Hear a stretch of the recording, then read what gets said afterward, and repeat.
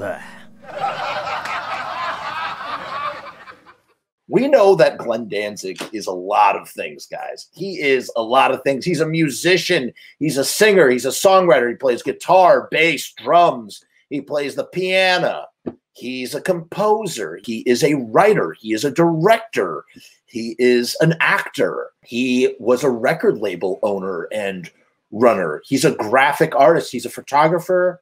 And he does illustration. He runs a comic book company. He's an art dealer. For better or for worse, he does it all. It's really kind of weird to think that Glenn Danzig was also a movie critic. That's right. Glenn Danzig, for a period of time in the early 80s, wrote these tiny little movie blurb reviews for Flipside Magazine. If you don't know what this one is, what the fuck you doing here? Metalstorm 3D.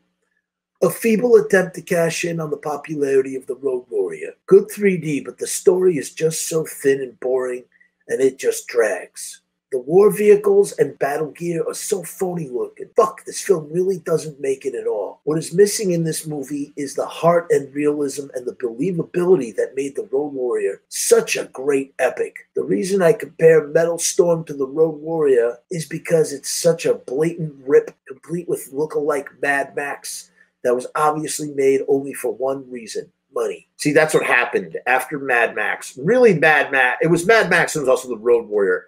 These two films in tandem with one another, despite some years apart, 2 years apart. 79 was Mad Max was being made and released, and Road Warrior came out in 81. And after that, in Italy, mainly in Italy, but all over the place, just exploded with Mad Max clones. It's the same thing with the New York Dolls and all the hair metal bands. Think about it in the same way. You have the New York Dolls come in and do this incredibly original thing, and then every band for the next decade would rip them off, not give them any credit, and make billions off of their concept. And it's the same thing that happened with The Road Warrior, but in a much less tragic way, I would think, than what happened to the New York Dolls, who never made the money that they should have made.